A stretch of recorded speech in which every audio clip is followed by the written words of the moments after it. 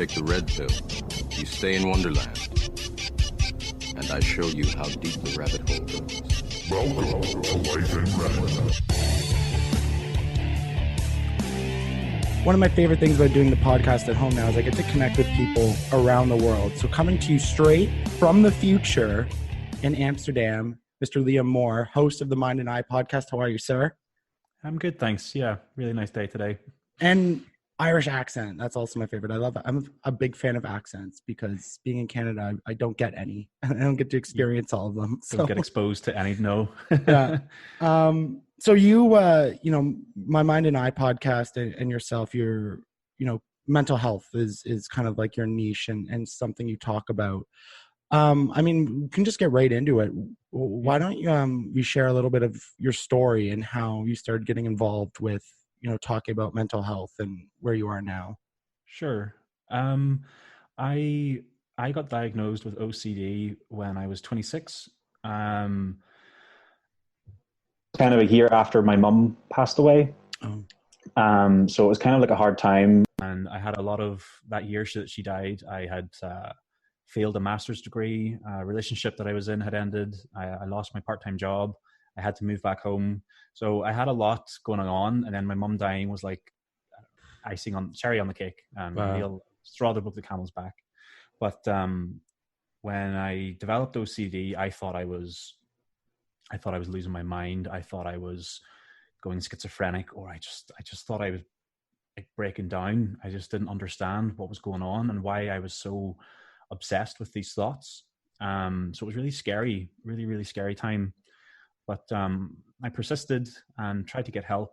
And it was a long story short, but when I came back, I was in Canada at the time when it was really bad. I was in Montreal, and I came home and I hadn't slept in 3 or 4 days. It was really intense. And when I came home, my dad, I just looked at him, I just burst into tears, and I just was saying to him that I was not feeling well. I wasn't thinking straight. So my dad kind of just stepped right in and went, right, we're going straight to the doctor. We're going now, get in the car. And I think he saved me in a way, So it took courage, but opening up over time was one of the biggest things that helped me.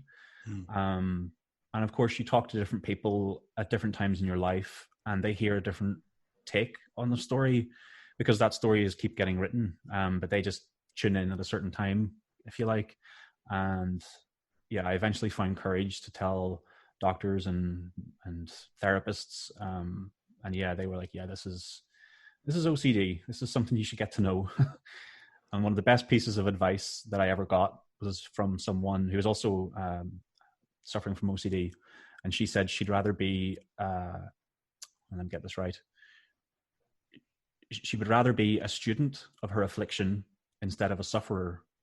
And I thought, wow, that's really poignant, like she really took to her condition and thought, I want to learn about this. I want to understand why this thing is the way it is, and not beat it essentially, but know it, understand it, really get close to it, really understand what's going on. And that really resonated with me. That felt really like, wow, this is really powerful stuff.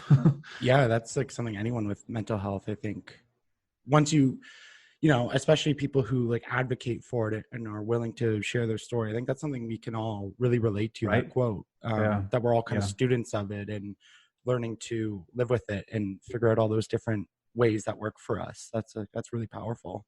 Yeah, that's really it. With OCD, I think that's one of the most,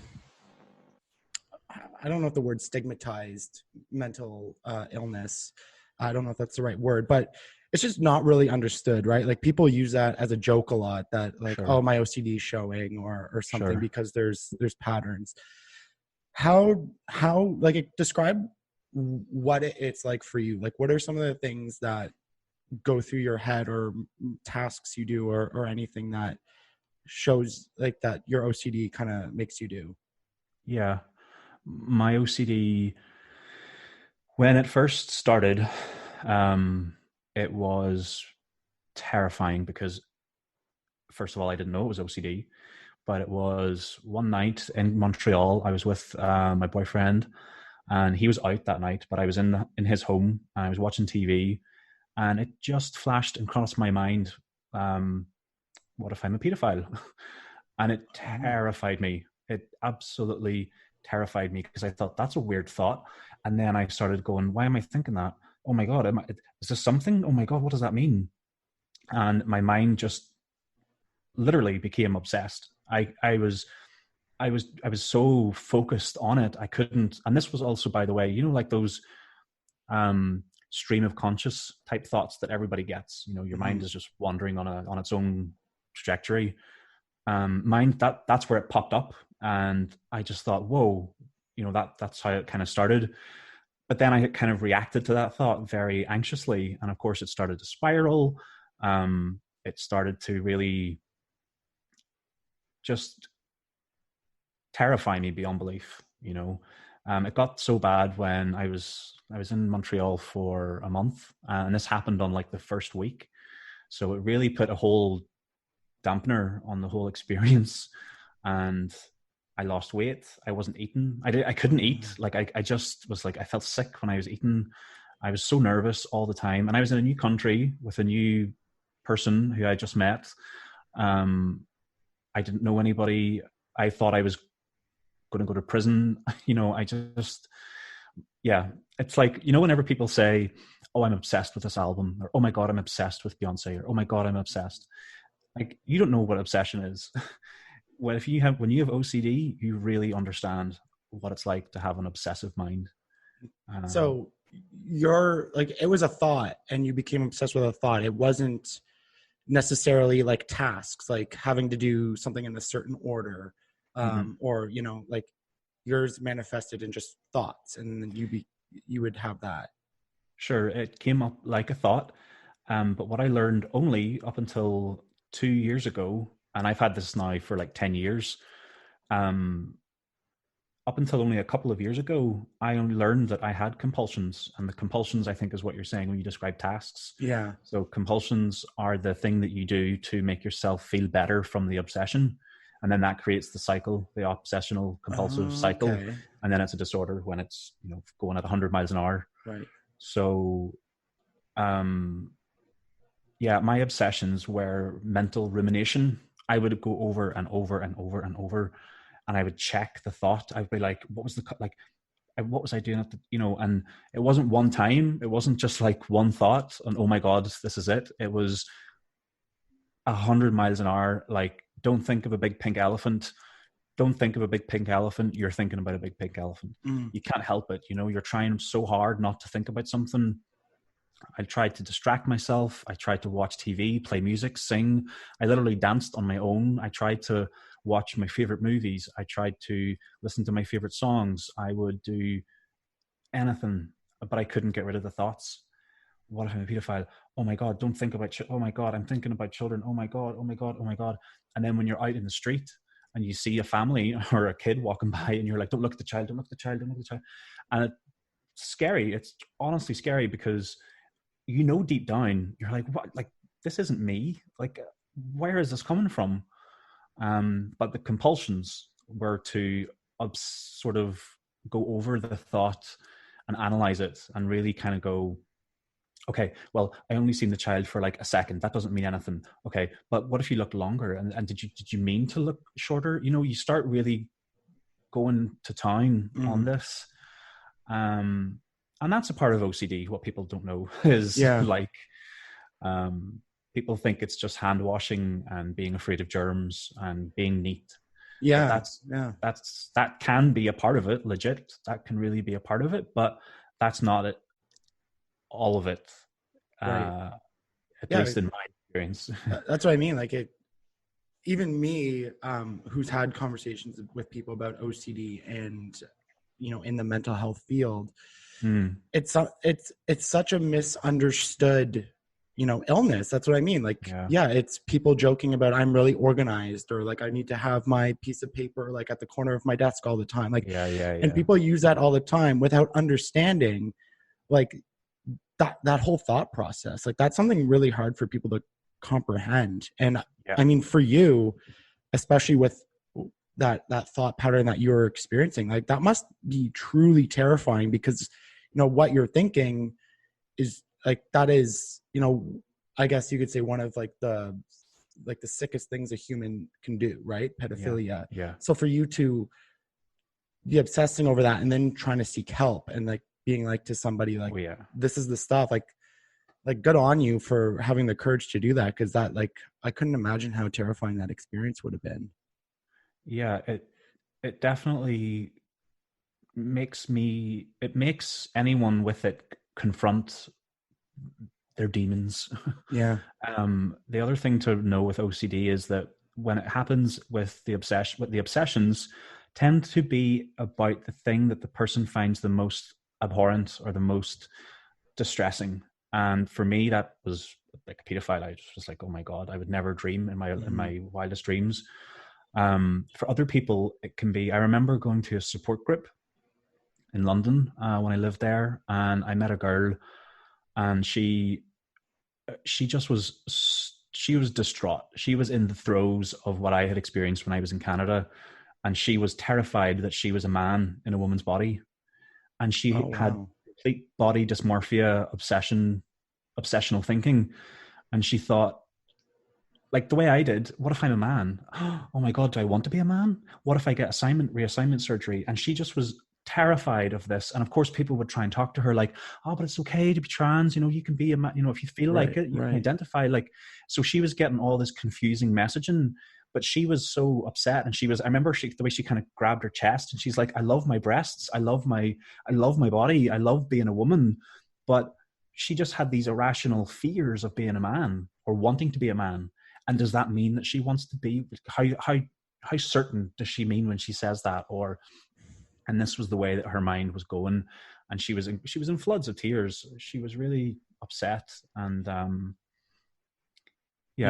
especially in today's climate, that's a confusing experience, right? Because we have a lot of, being trans is a lot more acceptable, and people are transitioning, and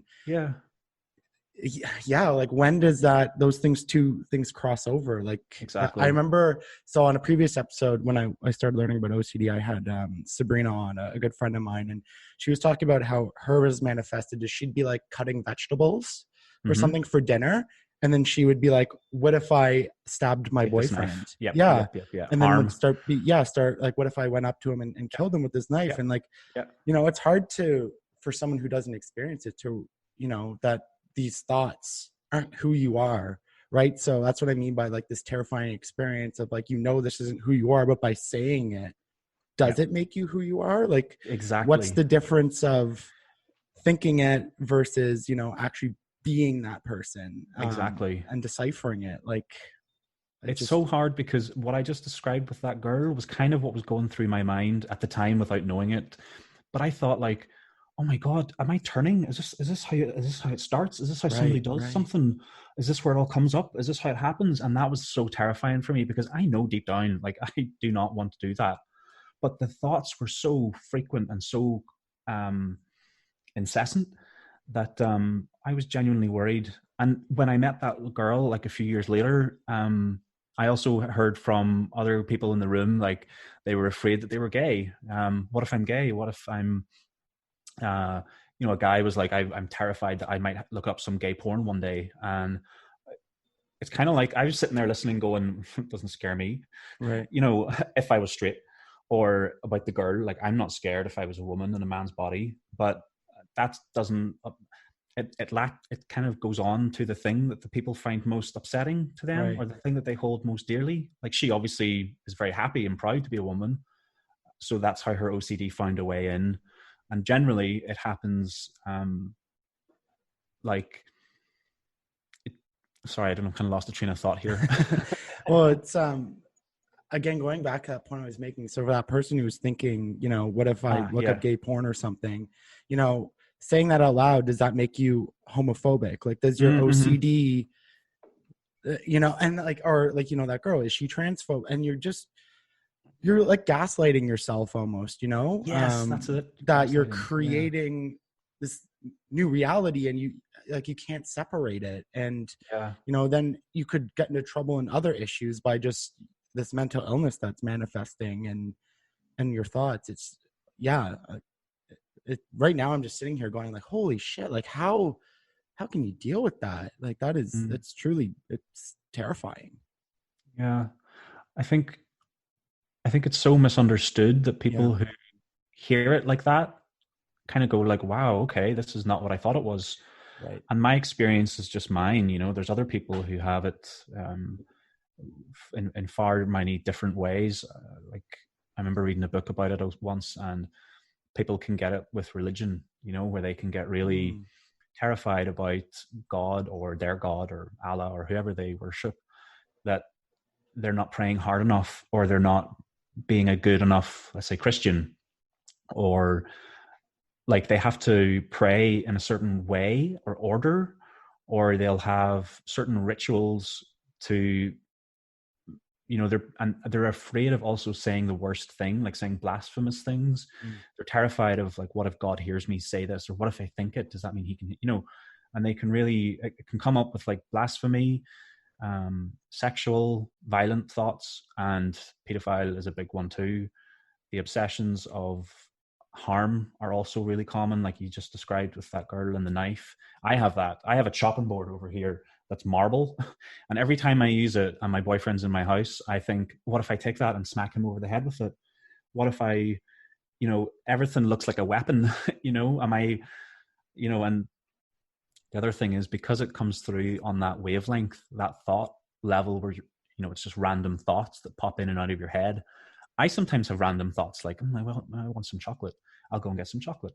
You know, and I'm like, that doesn't, you know, but then you start to get scared of it because you think those thoughts pop up on that wavelength too. Therefore, is this possible? And a lot of what therapy is like is exposure. You have to kind of expose yourself to these thoughts and really try and sit with them, almost intentionally trying to think of them, so that you teach your brain that the anxiety will subside, and eventually you normalize it and it becomes less and less scary. Right. Yeah, because that's my next question. What's treatment like? Because I know, so something that I do with my anxiety is I create these I like these scenarios and self-fulfilling prophecies. So we'll be talking, and maybe you'll make a weird face, and I'll be like, I'll notice it, and I'm like, oh, does Liam not like me? Did I say something to upset him? And then we'll be talking, and then maybe you'll do something else. I'm like, oh, he did that. Okay, yeah, maybe he is mad at me. Maybe I did say something. And then I'll ignore everything else. But every time I see you do something, I'll add that to my narrative. And then I will start building this you know, this storyline or this pattern in my head with all these different things that you're doing subconsciously. You may not even know you're doing them, but I've already built this whole thing in my head where I'm like, oh yeah, Liam hates me and he's mad at me. And I've done that a couple times. Yeah, exactly. And then everything adds to it. I do that at work a lot. I do that in my relationships a lot. And with therapy, it's like you have to let these thoughts come, and then you have to be like, no, Ryan, like, okay, you're thinking this. Let's look at, okay, what are the other things they're doing? Does that add to it? Oh no. Okay. Well, you know, they bought me lunch, or they told me they loved me, or they did these different things. Like, oh, okay. Like, you know, or I just have to confront them and be like, why do you hate me? And then they're like, what are you talking about? So, you know, that exposure therapy is letting them come in and then dealing with them. Yeah. So other than, you know, working those thoughts out, what other things do you like do for treatment with the OCD? Is there like medication? You know, lots of people do mindfulness or meditation, smoking pot, like whatever. Like, I don't know. Like, you're in Amsterdam, so who? I know, right? Yeah, like it's on every street corner. So like, what is like treatment like for something like what you have? Treatment is really, like, it really varies depending on the intensity of the OCD. When I was living in London like 4 or 5 years ago, the therapy that I got there was mostly counseling, and a little bit of CBT, cognitive behavioral therapy. I did do some ERP, which is exposure and response prevention, which is really big for OCD, really kind of proven method of treating it. And it's basically exposing yourself to the thoughts intentionally, learning to live with the anxiety levels really high, and then eventually they subside. And that teaches your brain.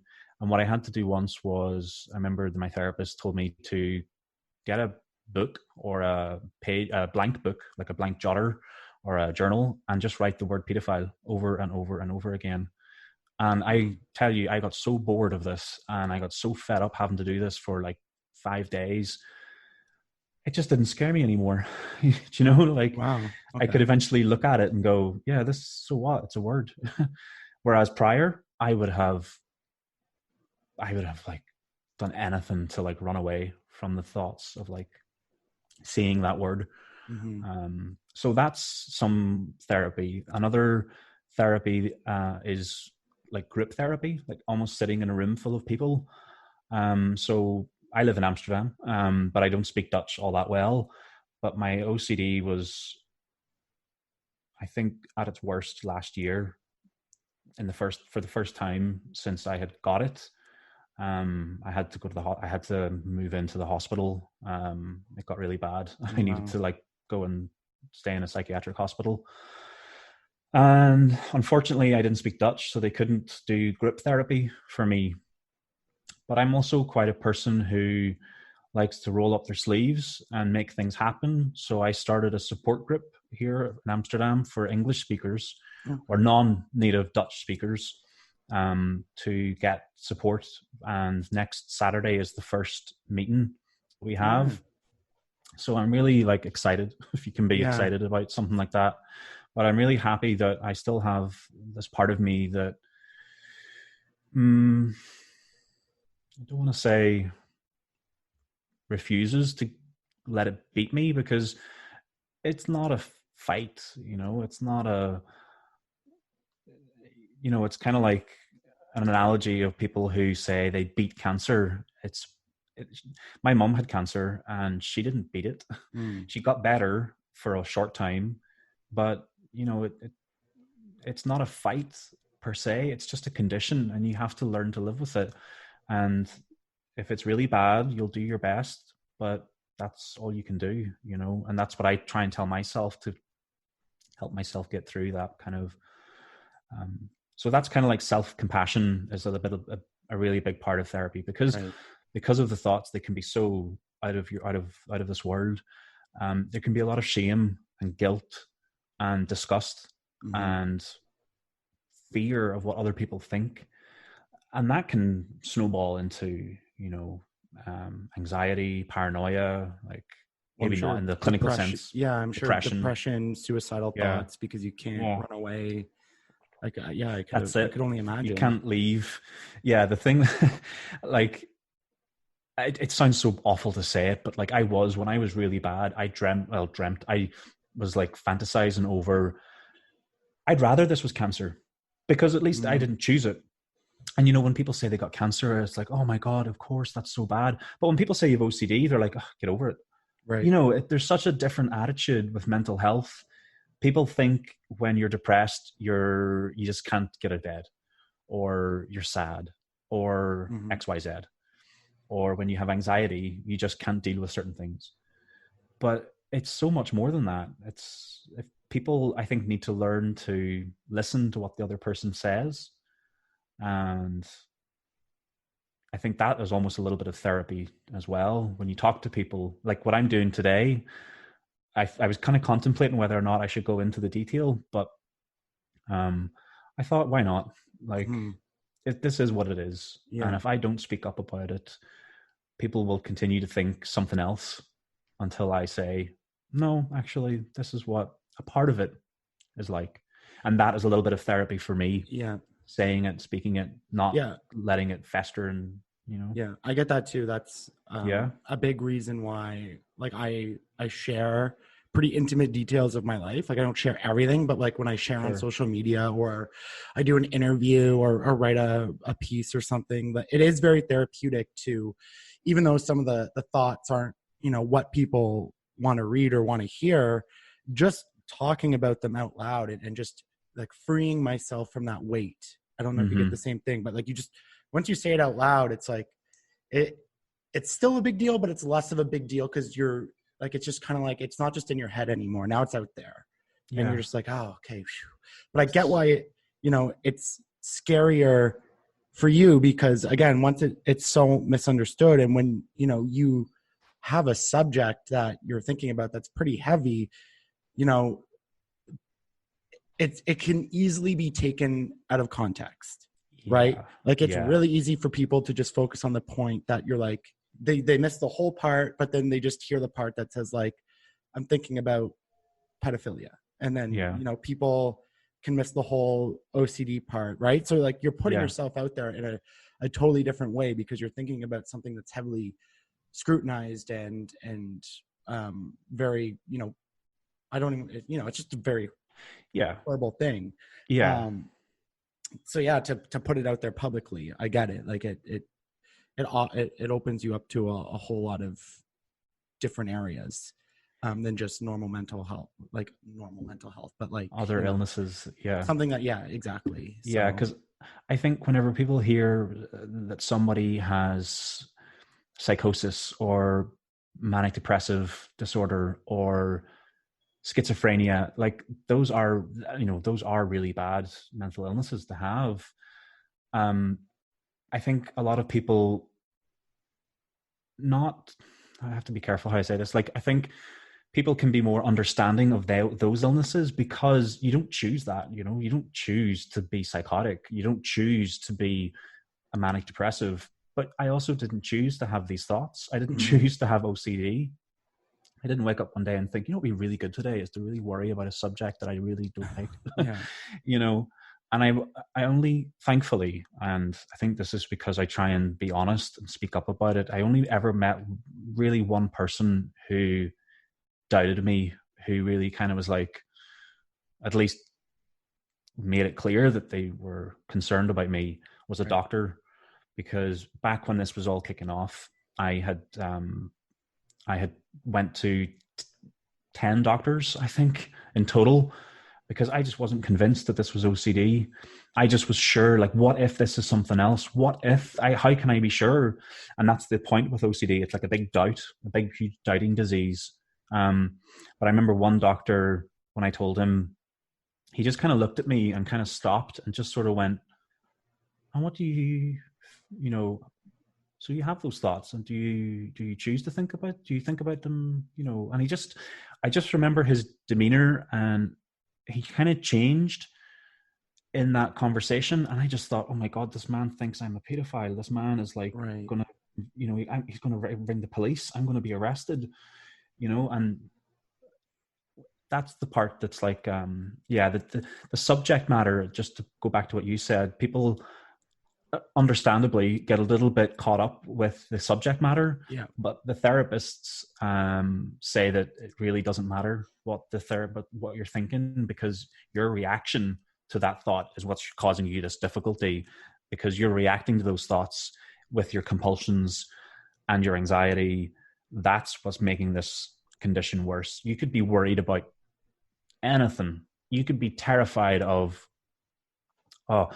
the hardest one, I think, of OCD must be people who have, I can't remember how it's pronounced, but it's a type of OCD where you obsess about bodily functions.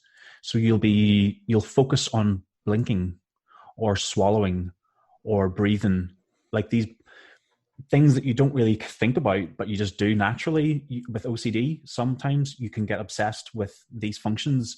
Like you'll have to blink a certain way, or if you blink too hard, you'll be obsessed with it. And I just think, oh my God, that must be exhausting for all day long to be kind of worrying about these, not even worrying, but just being so focused on one thing. Being aware that you're blinking, Yeah, being so hyper aware. And that's almost like why I laugh when I sometimes get told, you should try mindfulness. I'm like, bitch, I am mindful all day long of my thoughts. Like, I don't need any more mindfulness in my life. I am so mindful of what's going through my head. Like, like. That's a good point. Yeah, absolutely. Yeah, like, I'm over it. I'm over mindfulness. It doesn't, Yeah, I don't want to think about anything anymore. Right. You know? What is the mental health kind of, you know, community like in the UK and in the Netherlands? Like, you know, in Canada and the States to a lesser degree, what I find is people say they care. You know, we have a day called Bell Let's Talk Day where a company raises some money from it, and you'll hear a lot of people support it, and they don't really talk about it the rest of the year. And the other thing they do is they care about it until it contradicts something that they believe or care about, right? Okay. So Okay. an example I often give is, you know, people care about mental health of men until, you know, you start talking about, you know, rape culture or Sure. sexual, right? And then they'll be like, fuck all men should Yeah, die, yeah, right? yeah, So yeah. then they don't care anymore because there's a cause that they care about more than mental health, right? That you don't balance it out. So that's kind of what we have in North America a lot. That everything's always kind of competing with each other Yeah. for the stage of what we're talking about. Yeah. What's it like stigma wise? Like, is it a very open conversation in those two countries that you've lived in? Is it, you know, still pretty, you know, hush hush? You know, what's kind of like the climate? Yeah. Um, I think it's reasonably open. I I think, you know, I'm not exactly, I haven't lived long, but I would be kind of saying the right thing with like the dialogue is getting better. Yeah. I would be kind of certain in saying it gets better every year. Like people being a bit more open, people being not casual, but just more open about what's going on with them. Um, I'm really lucky that I work for booking.com, and I'm really lucky that the company takes real effort in the mental health and mental well-being of their staff, Mm-hmm. and mental health care here in the Netherlands is pretty good so far. You know, everybody's different, everybody has a different experience. Mm-hmm. I've been really lucky. Maybe I haven't been lucky, maybe I've just gotten the normal response from therapists or from the healthcare system. Right. In the UK, it was slightly different. I think in the UK, because they have with the NHS, and it's kind of like free healthcare, quote Mm-hmm. quote. I think doctors are more. There's more paperwork or more that you're just a number. You know, you have to come in. You have 5 minutes. Go talk about it. Oh wow. Okay. Okay, and then here's a medication. You know, that it can be a little rushed. Whereas here, I find I've been in a doctor's office. I've been in a doctor's office for like 20 minutes or 25, 30 minutes. And I've never had that before. So I think, but that's also because the Netherlands, you have to pay for your insurance here. You have to pay for your healthcare. I think Oh having really? come Oh from wow. both, yeah, coming from both worlds, I've seen it differently. But I think culturally, I think the Dutch are more, they're a more liberal, progressive people than in the UK. Well, there's Brexit for a start, all that kind of stuff. You know, that's just, it's silly to say, like anecdotally, you know, Brexit means you're not, but there's a certain attitude in the UK and in Ireland where it's like hush hush. And Right. here in the Netherlands, I think the attitude is just say it like it is, and Mm-hmm. that's nice, you know. Yeah. Yeah. In Canada, we have a large movement of speaking out and people talking Yeah. about it. But the issue that we have is, so we have like free healthcare. So like when you go to see a doctor, Yeah. it's free. Mm-hmm. Um, and you get a little more than 5 minutes, but it is still kind of like, okay, here's your problems, here's your medication, like be on your way. Yeah. Yeah. Now, Yeah. but we have to pay privately for therapy. Mm-hmm. Like if you go see counseling, Mm-hmm. a lot of it, you know, you get benefits and stuff from your employer, whatever. We do have free counseling, but the wait lists, excuse me, are so long. And that's where we Yeah. run into our big issue is now lots of people are talking about it. Everyone's like, okay, yep. You know, I have anxiety, I have depression, all these different things, and they want help. And then it becomes really hard to get that help Exactly. and then get that continued help. Yeah. So, you know, in Canada, most employers give you probably about $500 worth of covered mental health. But a therapy session is like anywhere from $100 to $150 in Canadian Wow. dollars. So you Wow. get 3 sessions. Now, for someone, who needs more help than that, like it can be very challenging to continue to get that help when it's fairly expensive, Yeah. So we have this whole thing where now people know they need help and they have a real issue getting it. So Yeah, it that's gets really difficult. common. I think the word over, I think that seems to be like waiting lists for these things. It's almost like, everybody has problems, therefore the demand is greater than the supply. And it's unfortunate. Like I would love to hear, like, in a year's time, 5 years time, 10 years time, that it keeps getting better. I can't say in my 10-year experience with being in and out of therapy that it's gotten better. It's sort of the same. Yeah, I don't know if the therapy has gotten any better, like in terms of the practices. I think that's all pretty standard, at least. But like I know the conversations have been getting better, like I said, until you start competing. But that's why I think someone like you or myself or numerous amount of people I've had on this podcast, where we're just openly sharing our stories and the things that we go through and the challenges and being open. I think that gives a lot of help to people, because there's a big thing where just knowing that you're not alone in your thoughts it doesn't fix anything, but it can make it better. It's kind of like that thought, like I don't like using the word crazy, but like thinking to yourself like, oh, okay, I'm not crazy for thinking these things. Exactly. Yeah. Because it's normal to have that thought, like, oh my God, am I crazy? It's almost like black and white thinking, which I learned I can do sometimes, when you think it's either A or B, and that's it. There's no C or middle between A and B. Right. I remember reading, it was really cool, the band Skunk Anansie, the lead singer Skin, she was interviewed in some newspaper a while back, and she said it's really sad in how, like, today's world, everything is so us versus them. Everything's so Republican versus Democrat. It's so conservative versus Labour, black and white. It's people have forgotten that there's subtlety and nuance and variety and different shades of color, or different shades of one color. She said, for her to be like the first black woman in Glastonbury headlining, and she has really progressive attitudes in her life, but she also has some conservative attitudes. She said, she's like, she doesn't really think drugs are all that cool, or I'm paraphrasing, by the way, but like she said along those lines, like, she wouldn't do certain drugs, and that can be slightly conservative. And for her to be who she is, a really kind of outgoing, like, kind of, just have a slightly different attitude in public. It's sort of like, people need to remember that it's a dialogue. Just because you have one condition doesn't mean you're the only condition like that. And meeting other people who have OCD is a big help. To kind of go back on what you were saying about therapy wise, sitting in a room full of other people, listening to what they're going through, it's like AA.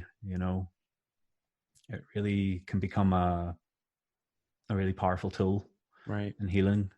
It's I think everyone always forgets that we as humans are incredibly complex, with like a mixture of not only our genetics but our parents and our lived experience, right? Like, and it goes both ways. Like, it goes for all the conversations right now about being anti-racist, right? Like, absolutely. But like, then it also goes the other way. Like, people are just, we're all brought up and we have all these just combinations of chemicals going on that makes us so different and unique and in different ways. And for us to all fit in these certain vertical categories that some people want to like place people in, and like you look like this, so you are this, or you do this, so you are this, and like you have to fall under all these different things. And if you're not, you're like, you're a bad person or XYZ.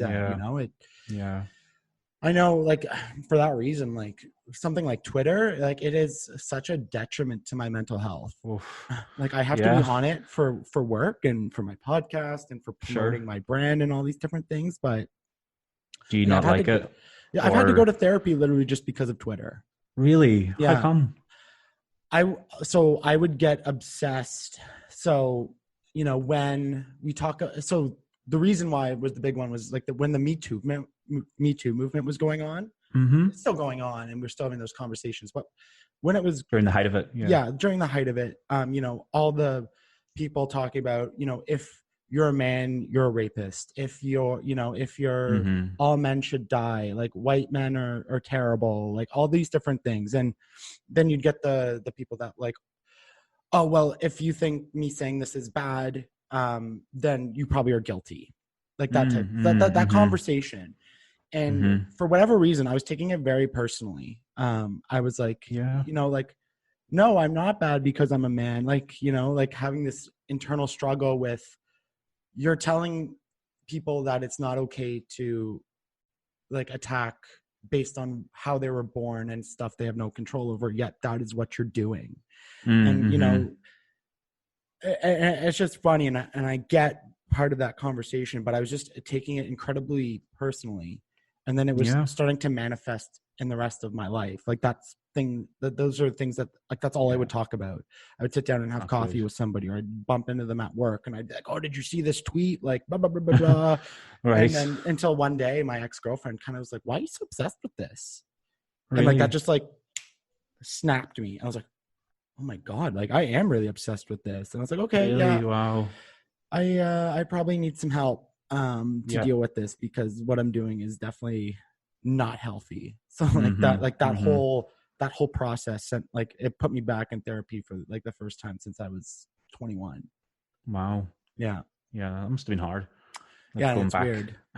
Yeah. Yeah. And it's starting to talk, like it's starting to manifest a little bit now with a lot of, like if you're white, you're racist, like all those types of conversations. Sure. For whatever reason, I just take it incredibly personally. So, I try to stay off as much as I can, and not engage in those conversations but like do the work and deal with it and understand it on my own. Cause I also think that's important. Yeah. You have to go at your own pace. You go at your own speed. I don't think there's anybody that would say it's wrong for you to open up Twitter all day long and just learn and learn. There's only so much you can take on board. You're a human being that has lots of facets in your life, and just one of them is learning and education. And you can't, Twitter, like, God, it's the harbinger of so many things, but maybe it's good for other things. Yeah. I also think exactly. like the internet in general, the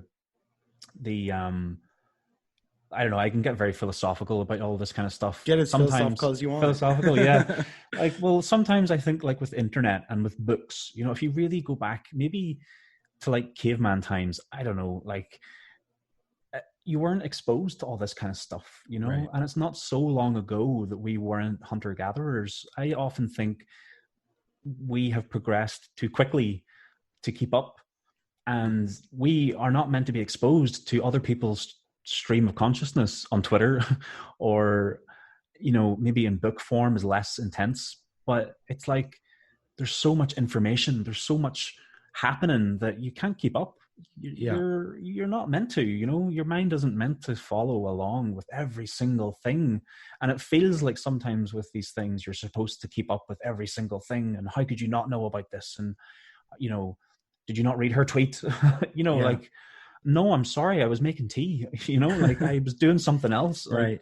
Like, I can't be I can't keep along with that same pace. Well, I think also because it happens at my work, like there's a lot of fast thinking people in my job, and I have to keep up, and I'm not a fast thinker. I'm a little bit, I can be quick thinking, but I need to slow down more. I need to take it in and digest it. That's my pace, and that's how I roll, Yeah. Well, I actually think a lot of people are more like you, where they have to take it in. And the problem with Twitter is you don't. And that goes for like everyone across the political spectrum. Like, I'm not talking about anyone specifically, but like, you see a headline and you're just like, oh, like I'm so mad, and then you didn't even read the article, and then like you go back, and then you're like, oh shit, like, right, I just got caught by the headline. Or you know, you see a story come out, whether it's, you know, someone getting canceled, or someone said something on Twitter without thinking and did a dumb tweet or something, right? But then like everyone just like, you get in this giant pile-on, and then it's trending, and then, you know, like not a lot of people are stepping back and just being like, okay, like I read it, let me think about it first. What's going on here? What's the context? What happened? What, you know, one thing that I always think about, I'm like, what if whatever that person said, you know, what if it's a manifestation of OCD? You know what I mean? Like maybe they tweeted something because, you know, they're thinking something and it has to do with their mental illness, and now you just made it 10 times worse. Like, was the tweet right? I'm not referencing any tweet specifically, but you know, what if they just did something dumb because whatever, they just said something, you know, we don't know the circumstances of everybody's life or everybody's current state of mind on why they did something. And so I don't know. I'm a believer there needs to be lenience and understanding, and a little bit more, you know, stepping back instead of just jumping right in at people. Because I think what you said is right, that we as humans, like, we don't have the mental capacity or responsibility to deal with the amount of information that we're receiving. And a lot of it's bad information. You know, we're dealing with people, like everybody's opinions, which is, in one sense, I find fascinating. I love that everyone has a voice now. And that's when now we're getting movements with, you know, I just learned about Juneteenth yesterday. You know, I never heard about that before. You know, so now voices are being heard, and I love that. But with that, you know, you get the good, but you also get the bad. And how do you start to decipher what's the good information and what's the bad information? Is it because it got 800,000 retweets? Does that make it good? Is that now what we deem acceptable as a society? Or is it, you know, just 800,000 people agree with a really bad thought? Well, look at Trump's Twitter account. God. You know, like, not to open that kind of worms, but like, I don't know how many people it is. I don't even look at it, but like 200,000 people retweeted it or loved it or favorited it, whatever it is on Twitter. It's like, do 200,000 people, are they stupid or am I stupid? It's funny because it's like right and wrong is a very, like, it can get really complicated. It depends who you're talking to, you know, depends on the context, depends. But it's funny, you were saying something about Twitter, and I read the other day, I think it's Twitter or Facebook, one of the two, they have a new tool that when you retweet a headline, it asks you, did you read this first? Did you open that link? Oh, good. To make it so that people don't just jump on. And, you know, another thing I've always thought about this is, like, I think it's like an adrenaline rush, you know? People love adrenaline that this atmosphere creates. I remember once talking to my friend years ago. He loves like horror computer games. He loves like Silent Hill and Resident Evil and all these ones. And I don't like being scared. I don't like surprises. You know, I don't like loud noises, like, it's kind of taking me off guard. But the reason he loves horror and horror games is because it's an adrenaline. Once you get to like a safe area, or, you know, you save the game or you complete it or whatever, and, you know, the horror is over and you're safe and you survived. It's that rush, you know, of adrenaline that you get. And I sometimes think that with Twitter especially, and Facebook and these other platforms to a degree, they create this like rush, you know, like whenever the coronavirus was just kicking off in, you know, in March, and it was getting really like more global and more pandemic by the day. It's a bad analogy to give, but it was kind of like Christmas Day at my work. Everyone was like looking at the news, and people were like, you know, everyone was like, oh my God, this thing is coming, this thing, oh my God. Like, what do we do? And of course at work, there's conversations about working from home and closing the offices and the city getting closed. And everyone was kind of like excited, quote, like, it's not the right word, but there was this buzz. Yeah. And people were following the headlines, and oh my God, the death counts. And it was an adrenaline rush because you're human, and adrenaline, and like, well, that night, what was it? March 15th. Well, I guess it would have been the next day in Amsterdam, but when, you know, Tom Hanks was diagnosed with the coronavirus, Right. and then those NBA players, and then everyone started showing Yeah. like that night when everything truly was going. I remember going through Twitter, like just refreshing and being like, holy Yeah. shit, this is the next thing, like retweet, like sending Yeah. screenshots to people being like, holy Yeah, fuck, yeah. like, right? Like it kind of goes to the sense like of like if the world was ending, like This is what yeah, we it would do. suck, but it would be really exciting. Like you would be like friggin' like, okay, what's next? Like, you know, and Yeah. like not one of us are gonna lie. Like, how good would it feel getting like 800,000 retweets on a thought that I shared? Like me walking around being like, yeah, look at this bitch. Like I got 800. Like, you know, like you're walking around like you are king or queen of the world. Yeah. And I think that's what we all chase. That, you know, Yeah.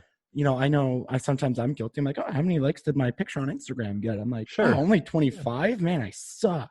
What? Like, Yeah. or now I got 100. I'm like, oh yeah, great. People love me. It's this total weird thing that we chase. Yeah. It's a drug. It's a drug. It's addictive. I don't think we're meant for it. Like I wish it never, to a degree, I wish it never happened.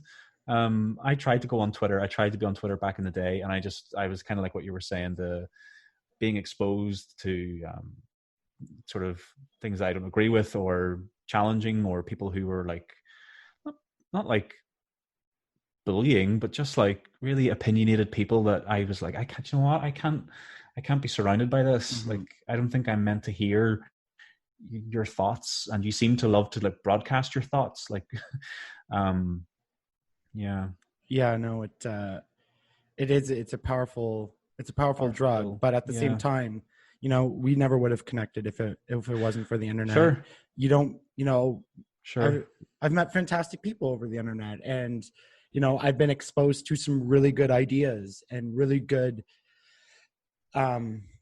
things that I have brought into my life to better my life, whether that's the people or their ideas. So it's this huge trading off of, you know, 1 minute it's terrible, 1 minute it's amazing, and where do you find the balance? And it's really hard, especially for me. And I know other people struggle who like have to like do social media as part of their job, whether that's you have to be up to date on current trends or current conversations. Like you have to seek that out and be involved and know what people are saying. I know I've talked to people who run social media accounts. Like it is a fucking awful job, because one part you're creating great content and it's amazing, but at the same time, like people are in your DMs like fucking just telling you to kill yourself and trashing you and trashing people, whether it's on a sports team or in your organization, and you're just like I always laugh for people who never have ran a brand account, but the private messages we get, unreal. Absolutely unreal. Yeah. Like what? Like people, what people say, like, you know, especially like as news organizations and stuff, like it's misogynistic, it's sexist, it's racist, it's xenophobic, it's, you know, every worst thing you could be in this world, you're getting that shit in brand DMs. It's, you know, it's, you see what people say publicly, it's like 10 times worse, if not more, privately. Yeah. It's that thing of just as simple as hiding behind a screen. Like I definitely don't think in the real world people would not behave this way, because just to walk up to somebody in the street and go, you're a effing B and all this crap, you know, like you're like, you know, you just don't do that, and you don't do it. So why do we do it online? It's that feeling of being safe and not needing to confront. And dissociation, right? Like, totally. I can't see how it makes you feel. Like if I were to, you know, God forbid, like make like a homophobic slur to you or something, like on the internet, I wouldn't be able to see your action. But like if I said it to you right now and I saw your face drop and, you know, maybe you started to cry or something, like, you know, like there's a real dehumanizing factor when it comes to not being able to communicate face to face or seeing someone's visceral reaction to something that you say. Exactly. And it's not meant to be this way, you know. It's not meant to be words on a screen and it going back and forth. Exactly. And it's like anything. It's like any tool, any system, anything has good things and bad things about it, you know. And this is what we get. We have Yeah. the great thing like connecting with strangers, and we have the bad thing, which is strangers shouting at each other. Yeah. And it's, for me, it's what's going to be the lasting impact of this? Where are we going to be, you know, in 10, 20, 25, 30 years? Not only with where we're at in this technology, but what's the mental health implications? What's the implications on our health going to be as we move forward? Like, there's already studies. We already know children are more depressed, and suicide rates are up, especially in young girls, based on you know, Instagram likes and all that type of stuff. You know, people with bullying. I remember listening to an interview with someone. They were talking about being bullied in the 70s or 80s and how bad it was. But when they could, you know, they had to drop out of school, it was so bad. But when they got home, the bullying stopped until the next day. So at least there was that break. But now with the internet, you can't escape it. People are attacking you on social media. Kids are creating fake accounts. They're sending pictures to each other, right? Like, now you don't get a break from bullying. So, you know, kids are becoming depressed at, you know, 10, 11. Like, I've seen reports of like 9-year-olds trying to commit suicide. I'm like, oh my God, holy shit. Like, that's when that's I wrong. like, I started getting panic attacks at 14, and then my depression really kind of kicked off when I was 16, and that was bad enough. When I was 9, 10, like, I was fucking outside playing. I didn't know any of this shit. There was nothing. I was just being a kid, and now, like, kids can't even be kids. And so where are we going to be in the future? And to me, that's the most concerning part of it. And that's why we have so much work to do now to get this mental health system right and fixed for everybody. So like, you know, when people are growing up like absolutely miserable, like, it's going to put an even bigger strain on the system. Yeah. And it's only going to get more and more populated, and more like there's going to be more and more demand. It's kind of like what I said earlier, the supply and demand. And I think we should be, you know, encouraging more people to be therapists in healthcare or in general. Like, there should really be role models for this type of direction. Where do you think it'll go? Where would you know, if you could wave a wand or something, where would you love to see the internet go? What would you do? I would much rather having like something like Twitter, for example. I'd rather they split it into two. So you have one that's kind of like a more family friendly, where, you know, things are more censored for people who want them. That way, you know, the topics aren't as heavy. You know, it goes back to, I saw a great tweet. It was from Neil Strauss, and it was, when social media started, it was a reflection of life, of real life. Now social media is a performance. Real life is a performance for social media. And I was like, holy shit, it's so true, right? Like, now everything we do is a performance for social media. That, like, right, like, people are planning pictures for their content. They're like, they have a thought and they're like, oh, I gotta tweet that, like, that type of thing. Whereas before, we're just taking pictures of our food and posting it. It was more instant. Yeah, exactly. And so, like, having something that's structured a little bit more that way. Yeah. But then having, you know, a Twitter that's more that's like a free for all. And if that's what you want to take part in, fine. Here's this thing. Yeah. But like, let's not cross the two, because there's lots of people who don't want that, right? But they don't want to talk about the heavy subjects that are being talked about. So if that's the Twitter you want, and you have a choice, you can engage in both if you want, but keep them separate. So if you don't want to, you can keep it that way. Yeah. Something like, you know, Instagram. I don't know. I really don't know. And especially when it comes to children. You know, I'd love to see the business aspect taken out of it in a way, or again, splitting it in two, having it business and a little bit more of a free for all, versus, you know, just kind of structuring it that if people want to be protected, or if they want to have just more lighthearted content, like just having an option, instead of just having it as one, and just having a mixing and a melting pot of ideas and thoughts and all these different things. Like, you know, not everyone is cut out for that.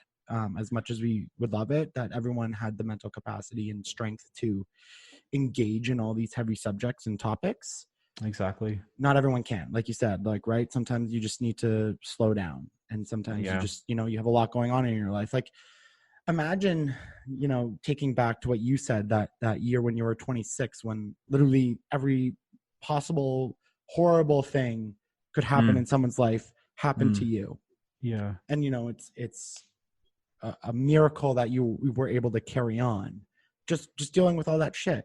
But what if then I had to tell you, hey, Liam, I know you're having a rough time right now, and that's putting it very, very mildly, but you know, I need you to get on Twitter and you need to engage in all these really important topics because your silence is complicity. You're like, you know, you can't remain silent, and you're just, you know, right? We need to take that into consideration. So giving that option, you're like, you know what? I'm so fucked up right now. I just want to post a picture of this really nice pizza I had. Yeah, exactly. Or a sunset like, that looks nice or something like exactly. I think I need that option needs to be available to people and not feel guilty for that. You know, my theory is that I think we're in the teenage years of the internet, because it's kind of like we had the childhood when it was more innocent. We had the very early one, which was just very simple, like a baby, and then we grew into like a child years, and we had a bit more interesting sort of things happening. Like we had instant messenger, MSN, you know, all these, like, it was more of an innocent time, you know. And I think with the rise of the algorithms, especially algorithms, I really, really firmly believe that Facebook changing things on newsfeed and Twitter changing their timeline into Instagram, same thing. Yeah, and Instagram. Nobody's doing chronology anymore. Everyone's doing what's it called, like a curated newsfeed. Yeah. And I think that's the big one, because that became the clickbait, and that became the cycle of adrenaline that we all rush on. And I think these are the teenage years, because I think it'll mature. But what mature is, I don't know. It's kind of like saying, what will that child grow up to be one day? I don't know. Right. But I think it'll grow up to some degree or another. I really like that analogy. That's that really, and we're all sort of rebellious right now, and we're that's against the establishment, and you know, it kind of, I agree. I think some things will normalize. I refer to, like, we're kind of on a pendulum in life. You know, if you take the UK, for example, you know, the pendulum kind of swung really to the right with Brexit and the big conservative movement. Where we're going more in the States and Canada is we're swinging really far left right now, which I don't have a problem with, because now the conversation of racism and of sexism and sexual harassment, like all those conversations are happening now, which is great, because we absolutely need to fix all that. I think the big thing is they're happening all at once, and we're talking about a lot of things at once, and all these things that need to change, because so many things need to change. So we're just, you know, we're really far, and, you know, people are angry and very passionate about it, as they should be, absolutely. But it'll swing. Eventually it'll swing back where it becomes a new normal, because we've had those really heated arguments and conversations, and things have moved in a better direction for some people. So, you know, it'll swing back to a little bit more, you know, a better world for both. Hopefully that's my hope. But right now, just people are angry where, you know, we were all locked down. Especially in North America. It's a strange time for this to be, like, it's one thing to have, rightly so, the Black Lives Matter movement. It's another to, like, think, and it has to happen during a pandemic. It's like, what kind of, like, you know, where does that come from? Like, like, it's such a lottery. A perfect storm, really, right? Yeah. I've never shied away from conversations of race on this podcast, because I think it's important to talk about. And, you know, what I've learned and what I've started to say is the conversations that we seem to have come out of nowhere and have that are happening now, these are not new conversations. These have been going on since, slavery, since the civil rights movement. Like, this hasn't changed. Now we're not relying on, white media, corporate media to give us this information. Now we can hear it all. Now we From can, the people. we can see it all. So for a lot of people, it seems like it's out of nowhere, or it's all happening at once. And like, I get it. It's like mental health, right? Like, it's the exact same premise where we've been talking about it all along. People have been trying to get people's attention. Now it's reached the point where no one's listened for so long. And you combine that with everyone being pent up, dealing with the stresses of the pandemic, losing their jobs, people dying. We're all stressed, we're all anxious, we're all depressed. And then you have that one thing that happened. You have George Floyd, and that is captured on camera, and you have the explosion.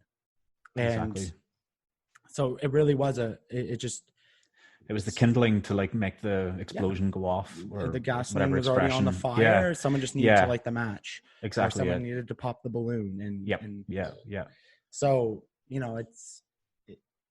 and we're already seeing change, which is great. So I don't have a problem with it. I mean, I attended the Black Lives Matter march in Ottawa, which was a lot smaller than everywhere else, but I have no problem with it. But just, a lot of people think that this is all new, and it's not. It's always been a thing. So, but the voices came out of the internet. The power of the internet has been a good thing in one respect for this, because we're kind of talking about it in a bad way, but in the positive way, these movements couldn't have happened without it. Yeah, exactly. And it was really, that's why I think it's important. And just now going back, now there's just a lot of information that we have to take in, right? Now we're learning a lot of different terms, and, and again, a lot of things to our fault that we were not listening to, and not hearing. Now we're listening. So we're seeing a lot of it more. And again, it's just not new. It's just changed the channel. Yeah, exactly. It's like we've changed the channel on the TV. We're just watching something that was like, oh, I've never seen that before. Oh gosh, this is shit. This is a drama. This isn't a comedy. Yeah, that's it. Right now we're on PBS and we're watching the documentary, being like, oh shit, okay, here we go. Yeah. Before you go, tell me about the podcast, My Mind and I. How long have you been doing that, and what's it about? Yeah, it's been, I started it last year, and it was a little bit of like, there was a couple things. I wanted to connect with people like on a more, what's the word? I wanted to kind of get more deep and meaningful in some conversations that I have. Like, I have friends, but I have friends who are like, you have parties with this person or this group, and you have this person for this kind of a thing, and that's all fine. But sometimes I miss having more deep conversations. And I thought, I'm also quite an advocate about mental health. I talk about my own experiences. I've tried to advocate for it when I lived in London. I worked with a charity when I was over there, like temporarily on the side.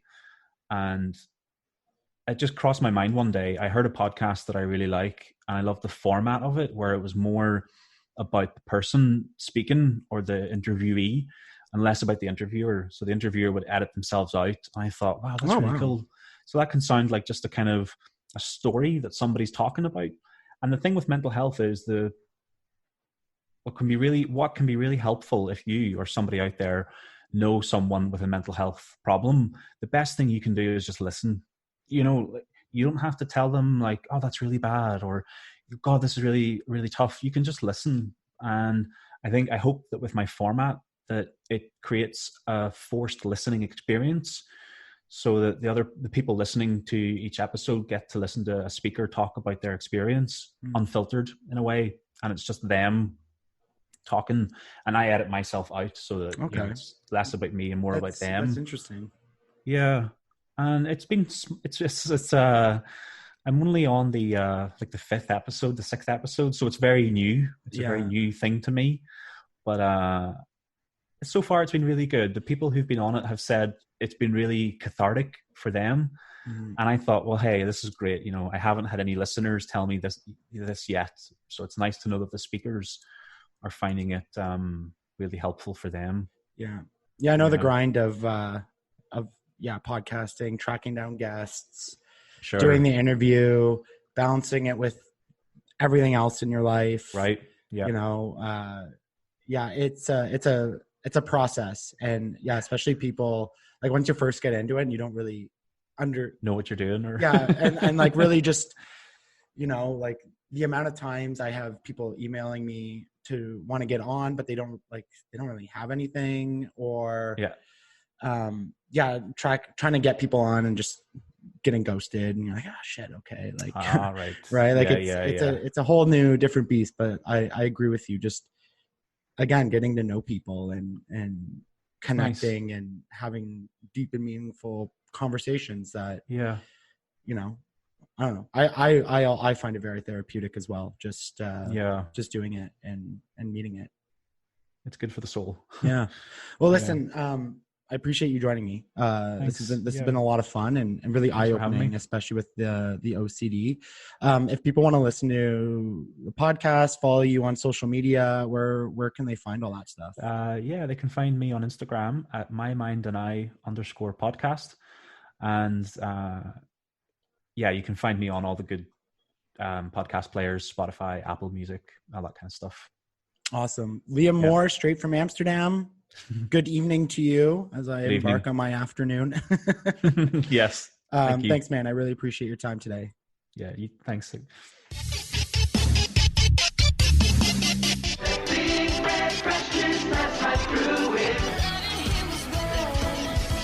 take the red pill, you stay in Wonderland, and I show you how deep the rabbit